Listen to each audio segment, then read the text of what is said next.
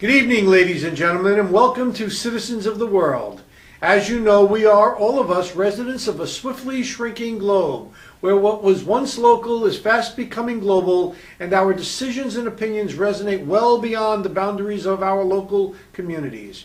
I thank you for joining me each week, your host, Al Zucaro, from the epicenter of the Western Hemisphere, Boca Raton, Florida, in sunny South Palm Beach County, for a pointed look at politics, immigration, culture, and what it means to be a citizen of the world. Folks, there has been so much going on in the national politics with regards to religion that it made me wonder about a statement that was once said and I tend to want to adopt. And then I'm going to apply it locally. And that statement is, there sure is a lot of money in the, quote, God, close quote, business. And why do I say that? Well, aside from the arguments that are being made about the Obamacare and the demand by the president that Catholic institutions or religious institutions provide free health care in the form of contraceptives and birth control and abortions free of charge, etc., etc.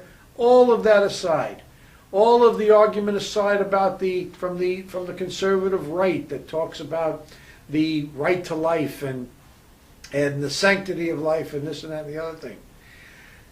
I've been looking at these 501c3s about municipal governments and what's going on, and I just wanted to make a couple of comments about some of the local legislators and the local cities here in sunny South Palm Beach County. First one I want to talk about is West Palm Beach. Recently, West Palm Beach was found to be in violation of HUD standards for housing.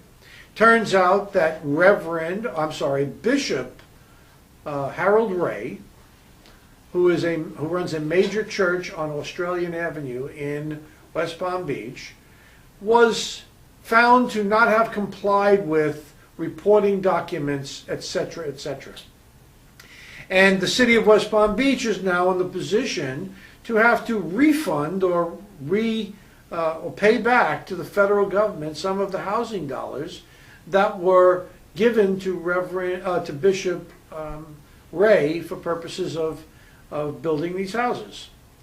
Well, aside from the notion that a bishop and a following is inside of a development strategy for purposes of making money, aside from the fact that Bishop Ray lives a very high lifestyle, the question was raised by the newly elected commissioner, Keith James, as to why all of this information became public.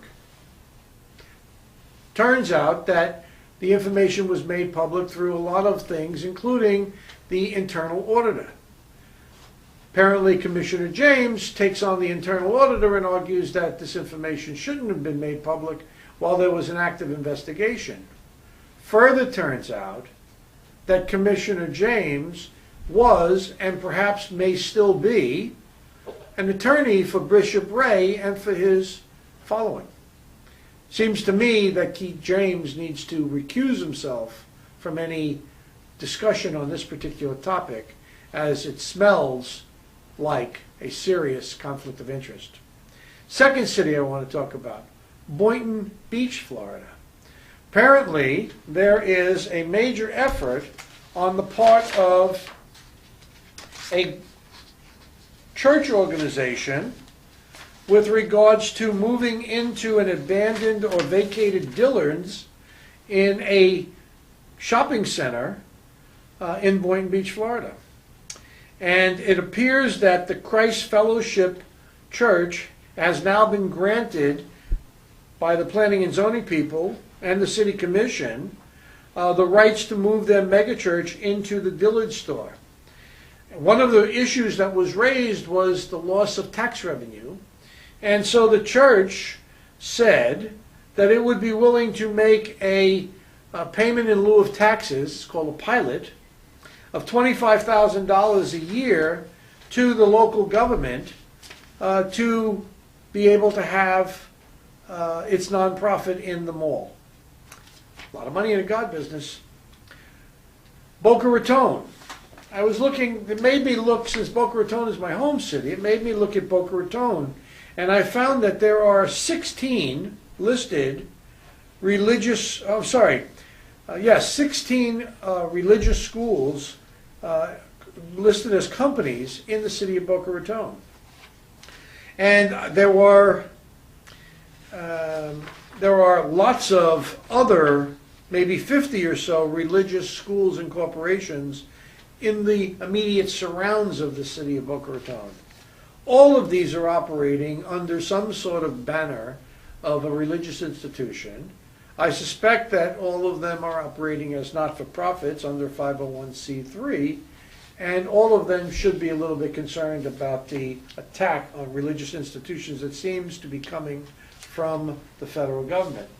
And then finally, I wanted to talk about what is being planned from Florida for a pilgrimage of about 400 people from South Florida, led by Archbishop Thomas Wensky, for a cultural and not political agenda to travel to Cuba in March, when the Pope Benedict's 3-day trip to Cuba begins on March 26th, and coming 14 years after Pope John Paul visited the island. That, I think, is a good thing, so I support that. That leads me into my notion today of immigration and economic development. Because of this focus on religion, I thought I would take a look at what the meaning of the options for religious workers are under the immigration laws. And I want to point out that there are a number. The category that we would be talking about is the R1 temporary non-immigrant religious worker. Just to be a little bit technical, I'll read from the United States Immigration and Citizenship and Immigration Services website, where I find that there are 10,000 visas a year set aside for religious workers. An R1 religious worker is a foreign national who is coming to the United States temporarily to be employed, at least part-time, bracket, average of at least 20 hours per week, close bracket, by a nonprofit religious organization in the United States to work as a minister or in a religious vocation or occupation. Eligibility requirements. To qualify, the foreign national must have been a member of a religious denomination, having a bona fide nonprofit religious organization for at least 2 years immediately preceding the filing. And every petition for R1 worker must be filed by the prospective or existing U.S. employer through a various process that exists. And the tax-exempt organization is made to go through a very significant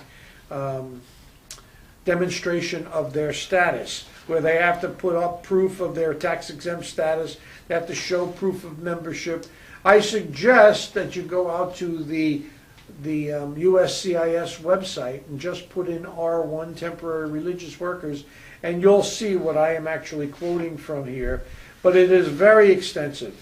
Then over time, the religious institution can actually apply for the temporary worker to become a permanent resident of the United States through the processes that are available for most professional workers. I want to make one observation. There is a serious amount of dialogue as to what constitutes religious vocation or occupation, and the federal government is getting very, very difficult with regards to that. To that end, there is a publication offered through the American Immigration Lawyers Association on immigration options for religious workers. It's the second edition.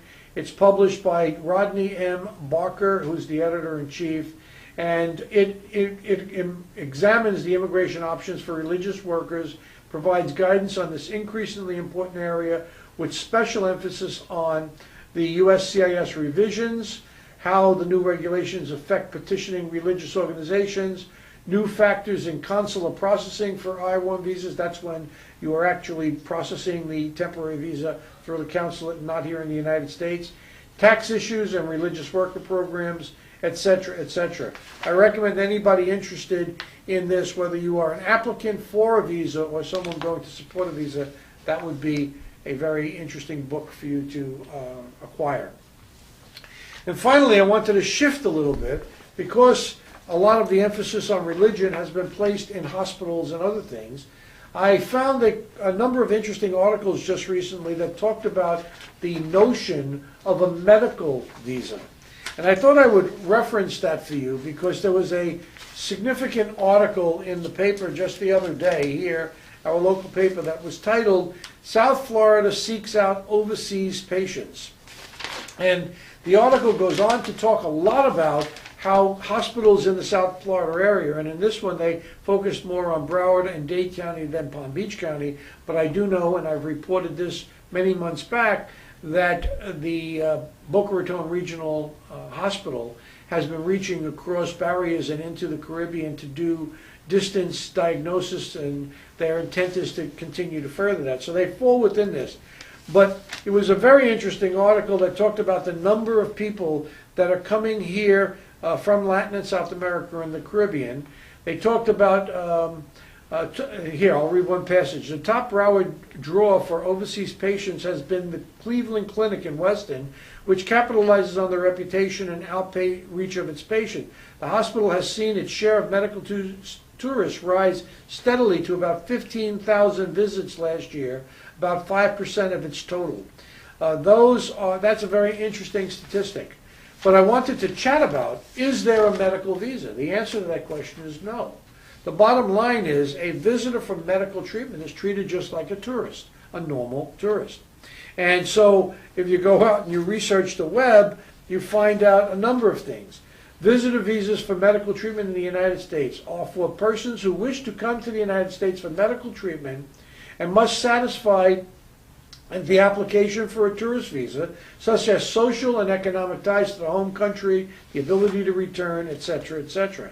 It must establish that the treatment sought is unavailable in the home country for which medical facilities in the United States hold out some hope of cure.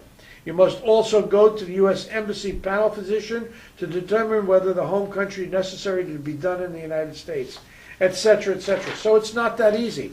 You would think, actually, that this should be easy. We are the best medical providers in the world, yet we are now, if you go back to my article, beginning to compete with other countries that are making it much less difficult for people to receive medical treatment and to be invited into their countries. They're building an economic base that we are giving up because we are being so stringent on the requirements.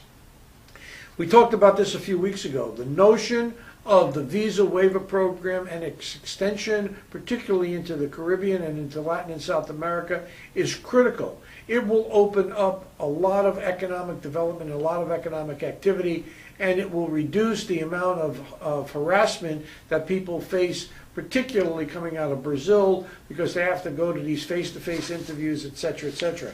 Very interesting. Then the other side of the equation is about medical professionals who want to come to the United States. And I'll just touch on this a little bit. I'll read from a paragraph from U.S. Visas for Medical Professionals.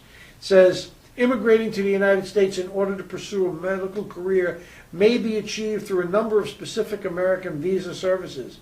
Those wishing to migrate to the United States on a temporary basis may apply for a J-1, a multiple non-immigrant and visa. J-1 visas are a way to accomplish this. H-1B visas are a way to accomplish this. And the reality is that we need to invite more medical professionals here, nurses, doctors, physicians, assistants, etc., etc. Two very important categories covered here today: religious visas and medical visas. I hope you take the time to take a look at it. At this point in time, folks, we're going to take a little break. And when we return, we will have Tony Macaluso finishing up on part 5 of his five series on international real estate and its impact on immigration and economic development. We'll be right back. Thank you.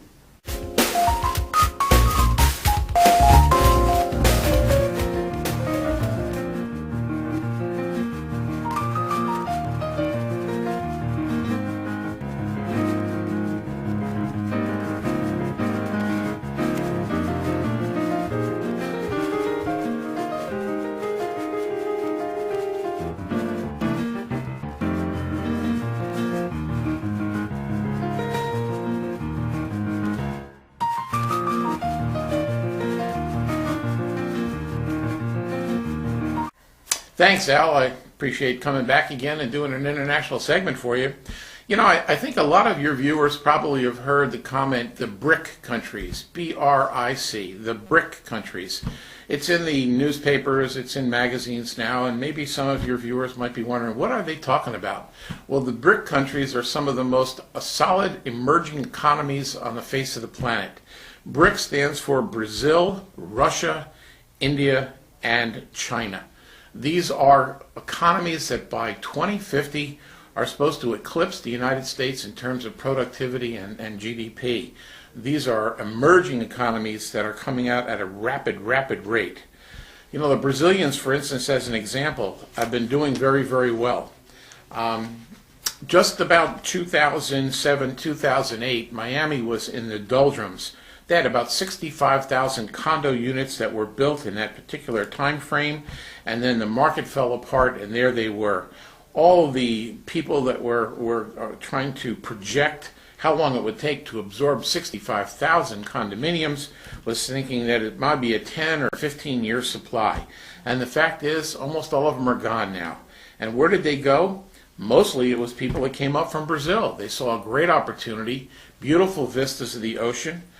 Fact is, even Boca has gotten some spillover about what is available, but the fact is they absorbed a lot of this excess inventory that developers were literally going bust over, thinking, how will we ever sell all this stuff? And the fact is, one of the BRIC countries doing extremely well, starting to look out beyond their borders to invest in properties that meet their criteria. For the Brazilians, they like cities, they like nightlife, they love places to eat, and certainly we have the best of restaurants here in South Florida from Palm Beach County all the way down to Miami-Dade, without a doubt. The second one of the BRIC countries is Russia. Russia, here in Florida, Sunny Isles, which is a community in Miami-Dade, is now a substantial Russian community, much like Brighton Beach was in New York, and Seattle, Washington has a big Russian community. Also, Eastern Europeans kind of came along with the same ideas. Money is made in many of these countries. I've traveled most of them, including Russia, on several trips. And the fact is that you've got about 10% of the population that's extremely wealthy in almost every one of the Eastern Bloc countries, and of course the rest are not so well off. It has got the second largest reserves, Russia, of oil in the world, of known reserves. First is Saudi Arabia, second is Russia.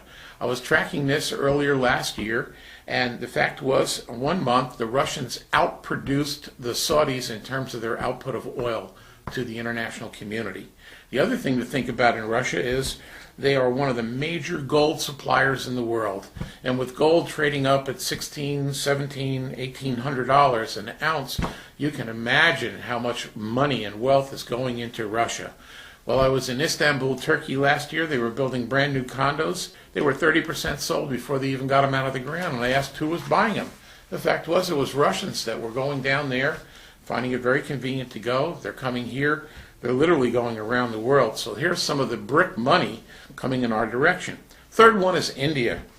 India, one of the larger populations on earth, 1.1 billion people, and are expected to eclipse the Chinese with 1.4 in the next 10 years because, well, the Chinese put a little limitation on population growth, the Indians did not.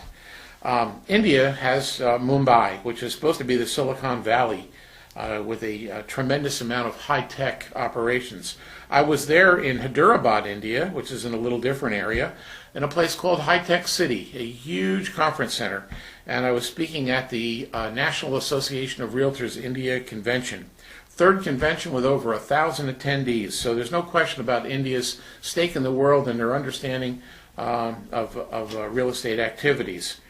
There's no question about the fact that they have a great business in elective surgeries. They've got hospitals that compare to the Four Seasons Hotel here, and so they're putting their stake in high tech and in medical services so that they can service the rest of the world community.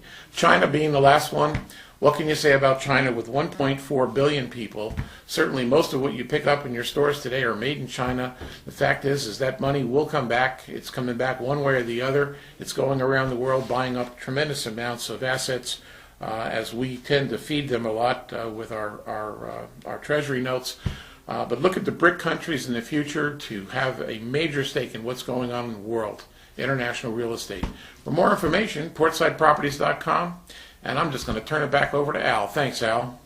Well, welcome back, folks, and thank you, Tony. We'll be getting you back in the studio in the next few weeks to do the next series that you will be bringing forward, and we appreciate very much your insights. I know you're going to be spending some time in New Orleans. We'll probably be doing this via Skype, or maybe not, but one way or the other, we'll get you back on the show. Folks, we're running a little late today, so I'm going to eliminate fireworks and politics. I was actually intending to interview Boca Raton City Council member Anthony Magis, who is in a race for his council seat against Frank Chapman, who is the challenger. Mr. Magis was delayed today, so we will bring him next week. We'll have him here, and we'll do a two-part interview, and he'll get a perspective from the local politician on the immigration and economic developments of the international marketplace. And we'll find out how he feels about my labeling Boca Raton as the epicenter of the Western Hemisphere. So here we go, folks, with kudos and KOs. First thing I want to talk about is a couple of events that took place this weekend. Palm Beach International Film Festival on Sunday night held Oscars night. Palm Beach International Film Festival is one of the 49 sanctioned organizations that can actually hold an Oscars night. They did it under the stars, actually under the tent, in Meisner Park Amphitheater. Terrific. About 200 celebrity types from the industry were there. Many people from the community took their lawn chairs. The Meyer Amphitheater is outstanding. The city of Boca Raton has stepped up to the plate in a big way, and the incorporation of film and a culture under the banner of the Film Festival and the Festival of the Arts is taking shape. Congratulations to Randy Emmerman for putting that off. Next thing. Just wanted to remind you, on March 14th, the Palm Beach International Film Festival will be hosting the Student Showcase of Films.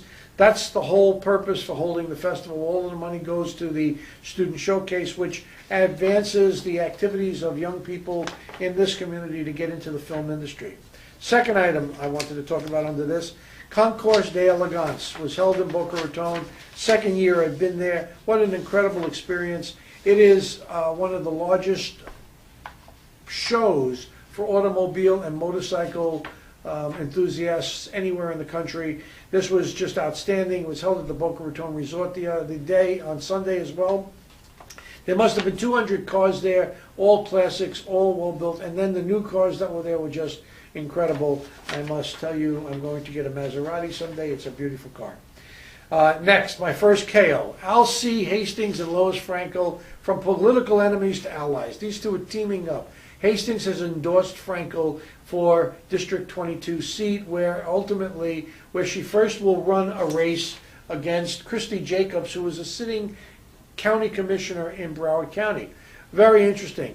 Christy Jacobs is talking about Lois Franco with regards to her pay-to-play scandals during her administration as mayor of the city of West Palm Beach. But the Sun Sentinel did an incredible cartoon the other day. Maybe the camera can pick it up, which shows that Christy Jacobs is sitting behind her desk at the county commission, and the lineup outside are developers looking for approvals in the county commission, and demonstrates or suggests, doesn't suggest, it indicts Christy Jacobs for shaking down the developers for purposes of making campaign contributions. Well, her and Lois Franco will be, if that is in fact her style, her and Lois Franco will be incredible together, because they'll both have to be overcoming that. And then they have to meet Adam Hasner, who is the local favorite here in the southeast Palm Beach County area, a former member of the state Senate and endorsed by Governor Jeb Bush. Even though this district is, I think, R+2, giving D+2, giving the Democrats an advantage. It's going to be hard to beat Adam, and we are supporting Adam, so we're right down. Kudu, set number 2. Boca-based SBC Corporation just is in the process of buying 2,300 antenna tower locations throughout the Western Hemisphere. There are a number of companies that reside here in Boca Raton under the radar. Nobody realizes it. Very powerful area for purposes of hemispheric business influences. Congratulations to SBC Corporation. KO. What are we doing, folks? Houston is beginning to erode Miami's spot as the gateway for Latin trade. That's not a good thing, and we need to make sure that that doesn't continue in that. So I encourage the ports of Miami, Everglades, and Palm Beach to work harder to preserve our position. It shows here, some of the statistics are Miami Customs District, which includes all South Florida airports and seaports, did a record $112 billion in 2011. You know, some people think that tourism is the major driver of the economy. It's not. International trade is the major driver. Then I want to give a double kudu. Governor Christie in Florida. I love him. He says to Warren Buffett the other day, "Put up or shut up."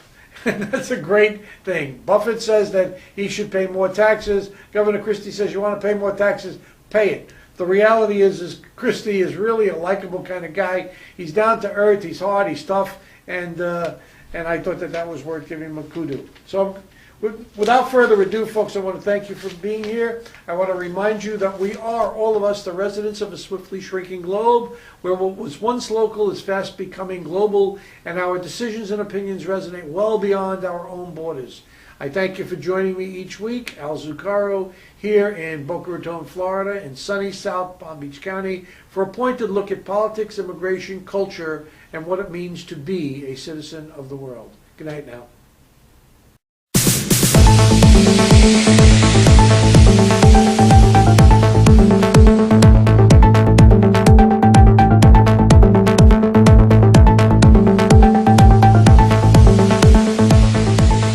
Folks, welcome to Citizens of the World. As you know, we are, all of us, the residents of a swiftly shrinking globe, where what was once local is now becoming global, and where our opinions and decisions resonate well beyond our own borders. I thank you for joining me each week, your host Al Zucaro, from the epicenter of the Western Hemisphere in sunny South Palm Beach County, Boca Raton, Florida, for a pointed look at politics, immigration, culture, and what it means to be a citizen of the world. Tonight I want to jump right into a new topic that intrigued my interest. There was an article in our local newspaper the other day about straddling two cultures and voting in both. And it talked about a radio show host in Dallas, Texas, a woman by the name of Claudia Terrascano, and it talked about how she is a U.S. citizen and how she has, under the American immigration laws, you are allowed to actually maintain dual citizenship because there is no requirement that requires anyone who becomes a citizen of the United States to drop their citizenship in their home country. In the case of Mexico, which is where she was from, here she is having an opportunity to vote both in our elections here in the United States and in the elections that will be taking place in Mexico. Now, I'll refer you to the story. It was published on Thursday, February 23rd in the Sun Sentinel. It was on page 7A, the front section. I refer you to that. But that led me to a couple of things, and I have to quickly go through them. One, the U.S. State Department services dual nationality. I want to just read the first paragraph. The concept of dual nationality means that a person is a citizen of two countries at the same time. Each country has its own citizenship laws based on its own policies. Persons may have dual nationality by automatic operation of different laws rather than by choice. Then goes on to say, a U.S. citizen may acquire foreign citizenship by marriage, or a person naturalized in the United States may not lose the citizenship of the country of birth. U.S. law does not mention dual nationality and requires or require a person to choose one citizenship over the other. You are expected, however, to obey the laws of both countries. Then, because the article was focused on Mexico, all of a sudden I saw a lot of things coming through my computer with regards to Mexico. So I want to start with NAFTA.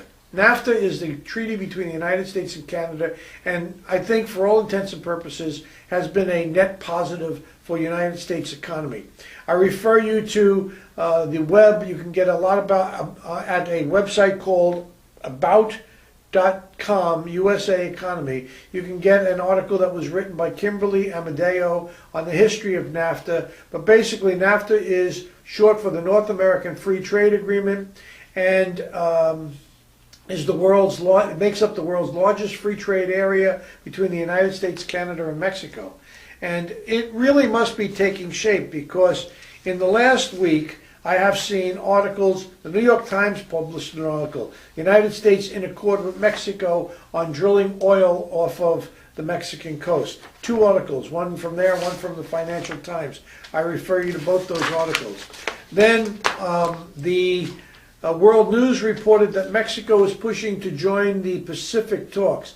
It says that Mexico is speeding up efforts to join the Asia-Pacific Trade Pact. You know, Mexico has actually got trade agreements with over 40 countries around the world. They are in a better shape to do international trade than we are. And then finally, there was an article that was published in the Wall Street Journal, and it talks about law firms that follow business to Mexico. And it talks about Mexico's growing economy is attracting renewed interest to the country by foreign law firms looking to expand business. Just locally in our marketplace, without even scratching the surface, I uncovered Greenberg Traurig has offices in Mexico City, Holland and Knight has offices in Mexico City, and Diaz Ruiz of Miami has offices in Mexico City. Huge interest looking towards Mexico. I continue to explore that. I continue to encourage people to do that, but yet the travel industry is discouraging people from going to Mexico because of all the violence that's down there. So it really is a dichotomy. With that said, I'd like to take a moment, take a break. Remember, this is Al Zucaro. You can reach me at al@alzucaro.com. My office is located in Jupiter, Florida. My home is located in Boca Raton, Florida. And we will be taking a break. We'll come right back.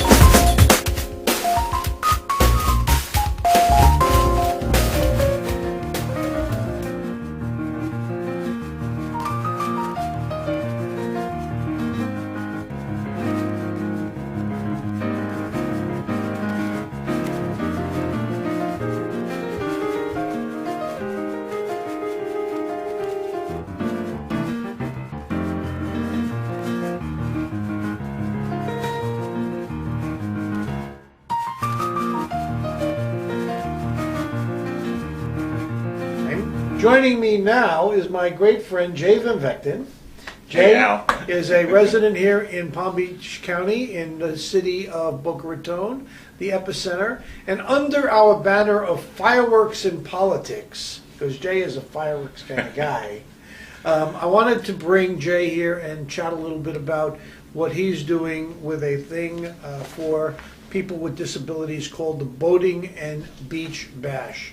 And this is so important, this is so dynamic, and it is so useful to the people that are the beneficiaries of this, that it's worthy of a little bit of observation and a little kudos.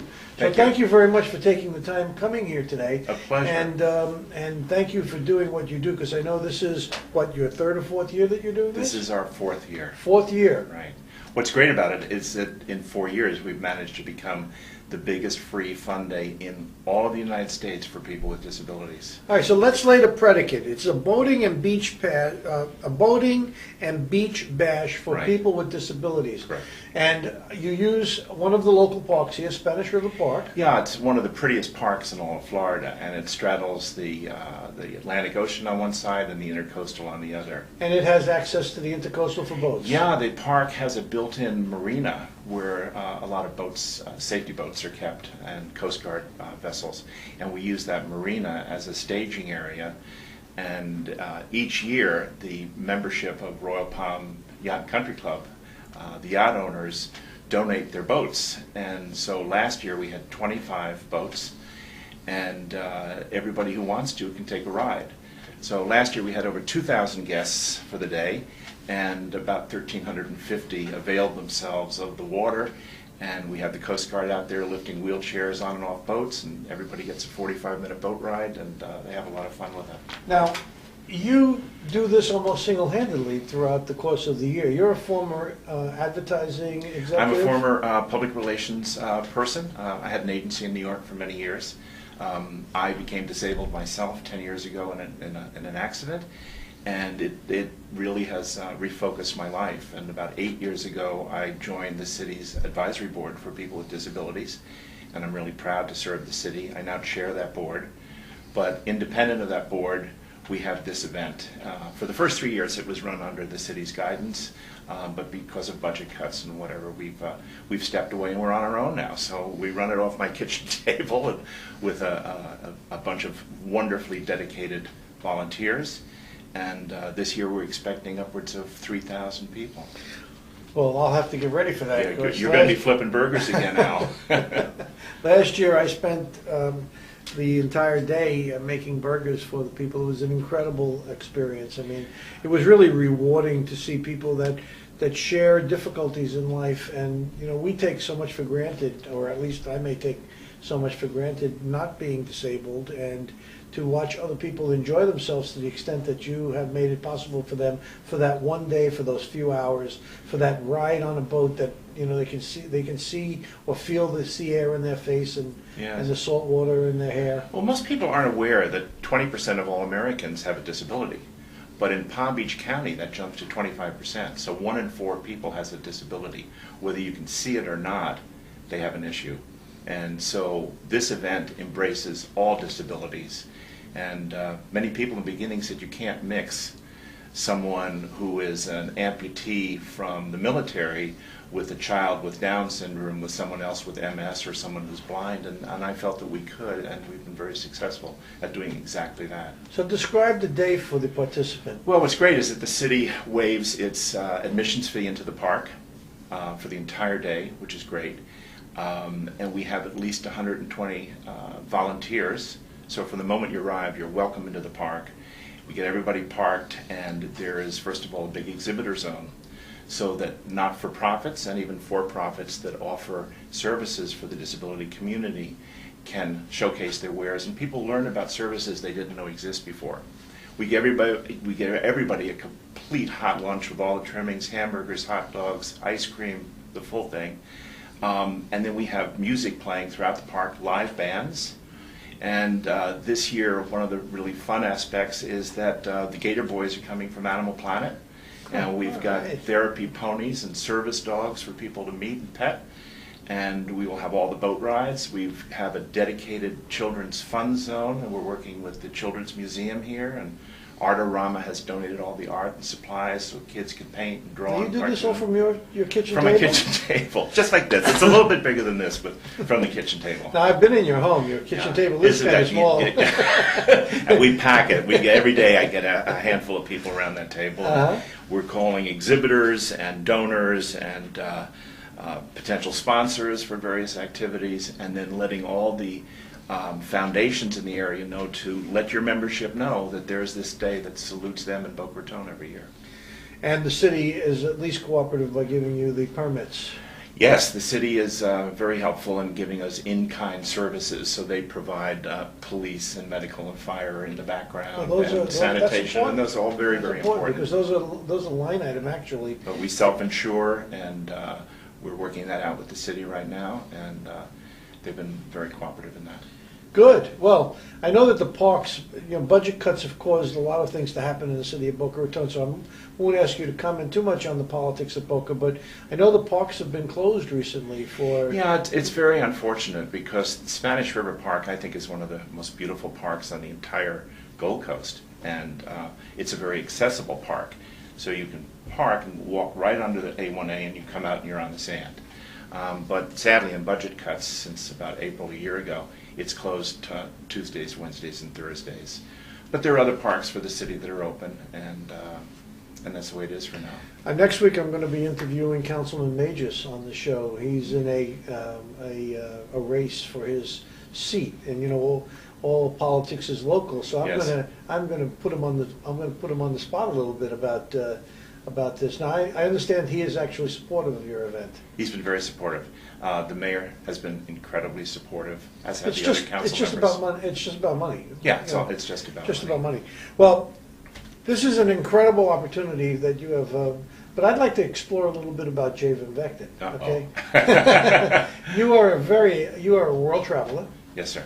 You are I'm almost up there with your wife. I think she has 140. 40 countries. I have yes. 104. So 104. Well, we'll have to 104. book you on some more tours. but your experiences in New York were at very high levels in advertising and marketing. Shed a little bit about you. Well, what's funny is that I've actually come full circle. I started my business in 1979 off my kitchen table, and I've ended up back at the kitchen table all these years later. But I had worked for some of the big agencies in New York and just decided I wanted to be on my own. And I opened my own agency in '79 on my kitchen table, and my first client was MCA Records. Ah, And we launched some album labels for them, and I got to work on the Pope's album. That was one of my first assignments. And then we landed Miss Universe Inc. So I went from the Vatican to swimsuit competitions. And then the clients just started coming in, and we landed Johnson & Johnson for all their oral care products, and then all their wound care products, and in all 27 years with J&J, representing 10 different companies, Tylenol right on down. So it was a great experience with them, and very global. We worked in 34 countries, and a lot of European clients. you know that my focus is to promote Boca Raton Yes. and the surrounds Right. as an international destination. You may be aware, you probably are aware, that we are part of one of the largest MSAs in the entire United States. Between the three southeast counties, Miami-Dade, Broward, and Palm Beach, there are 6.5 million people in one common MSA.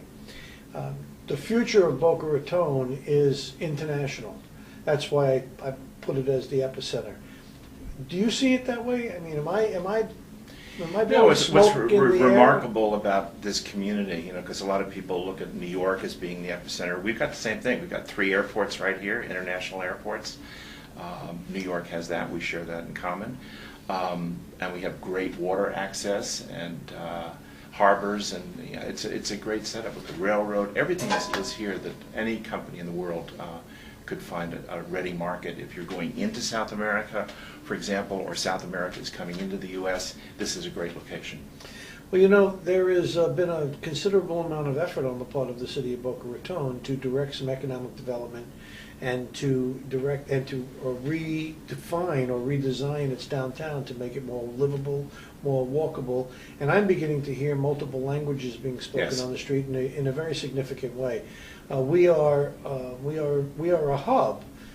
A thesis, again, another thesis of the show is that Boca Raton is to Palm Beach County what Coral Gables is to Dade County. We're that high-end location. Yeah. And the amount of people from other destinations are increasing on a regular basis. Do you find that in your efforts with the people with disabilities, or even in the general context, do you see what I'm seeing here in terms of its development?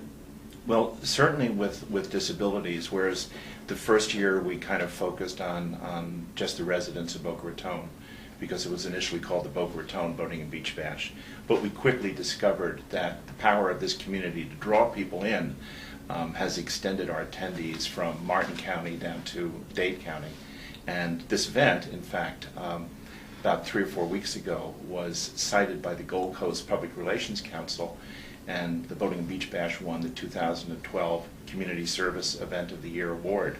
So we're really honored, and that stretches again from Dade all the way up to Martin County. So we're a standout for sure. Now, just a little bit of a plug. This is the Boating and Beach Bash for people with disabilities. Yes, sir. It's going to be held on Saturday, March 24th, a few weeks from now. Goes from 10 a.m. to 3 a.m. at Spanish River 10 to Park. 3 p.m. I'm sorry, 10 3 a.m. a.m. to would do me 3 in. p.m. It's in Spanish River Park, which is in North Ocean Boulevard in Boca Raton, Florida. And you'll be there. I will be there front and center and looking forward to And it. I will be serving you You hamburgers. betcha. All my friends are going to be flipping burgers that day and carrying plates for people who can't carry them themselves, and putting people in life jackets and lifting them onto boats. Well, thank you very much for taking the time to come here today. And I Thanks, may ask Al. you to come back because you have opinions on a lot of things Yeah, you that are think? going on in terms of the context of what I'm trying to do Absolutely. with this show. So I I appreciate share your passion time. for this community. Outstanding. Thank We'll you. go to 100, the 105th country. We'll go together. They'll take my walker. No problem. Well, folks, thank you very much. We'll be right back.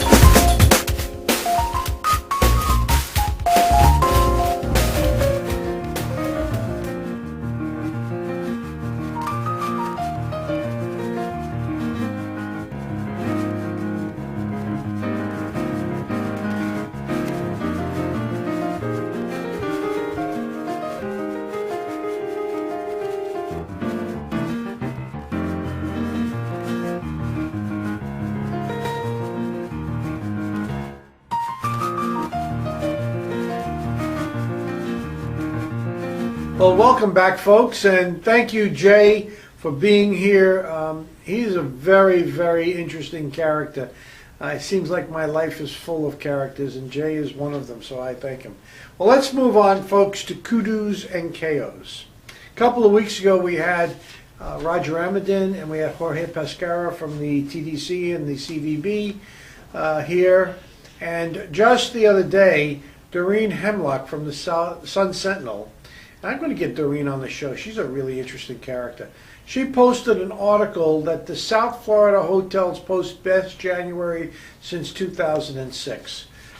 Tourism may not be the leading generator of revenues for the entire state of Florida, but in southeast Florida, Dade, Broward, and Palm Beach counties, it is always a driver.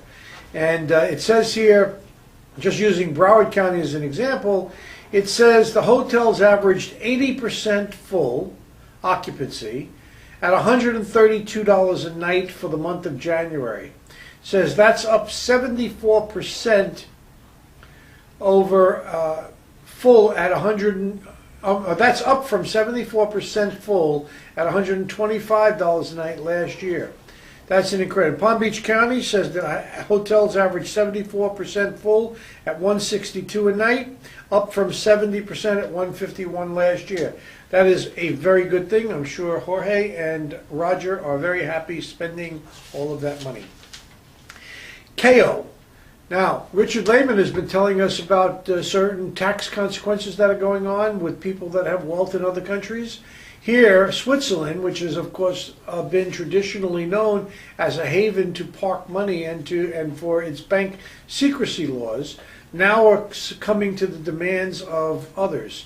And there was a headline and Reuters published a headline the other day, says Swiss demand that banks help clean up tax haven image.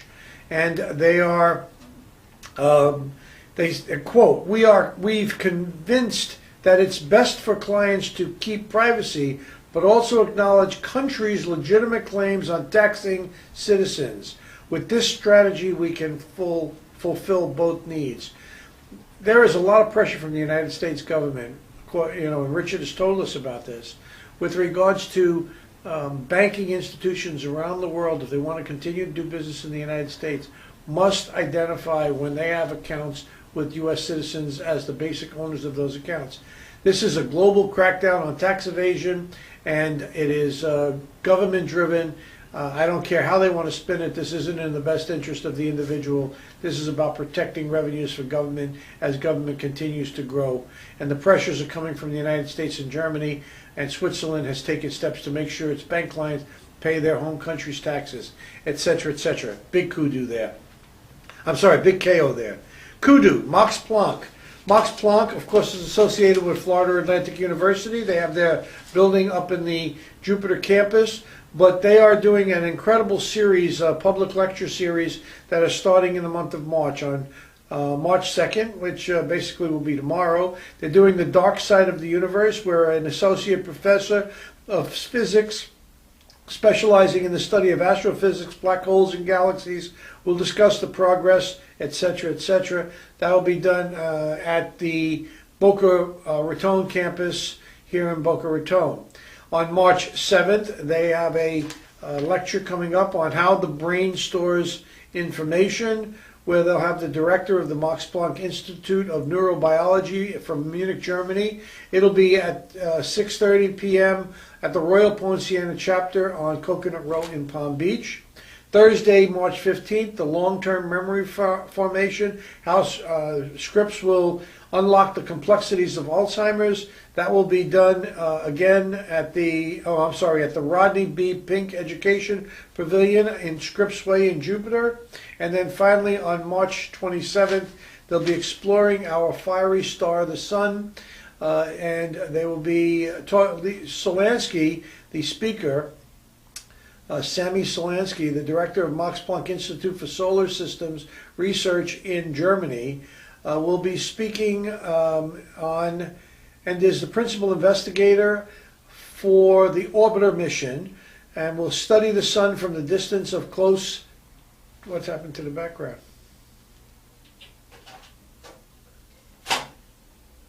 got it. It was on while you guys were talking.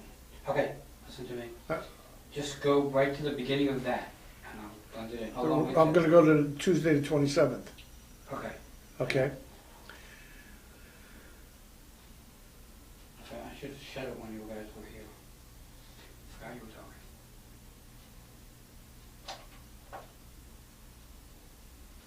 Oh, and then again on March 27th, they'll be exploring our fiery star, the sun. Dr. Sammy Solansky from Germany will be here speaking about the sun and a lot of its ways that they measure its unprecedented resolutions and details. And then finally, on Monday, April 16th, clean energy is possible, and they'll be talking about the next era to collaborate. At any rate, there's a lot of public dollars, about $300 million in the acquisition of bioscience here in the local dollars that were spent. It's an industry that's taken hold, and the Max Planck Institute is a great institute that has come forward. Those lectures are really incredible. Finally, at KO, Tax Mageddon looms. Major article in the Post the other day that talked about how after the elections, how President Obama has pushed so many things off beyond the elections that when we start next year, regardless of who the presidents are, we have huge issues to do with new taxes, new costs, Social Security payments will be going up, etc., etc. An incredible thing. It is such a bad Congress and such a bad leadership in this country. You wonder why people are looking for ways to get out.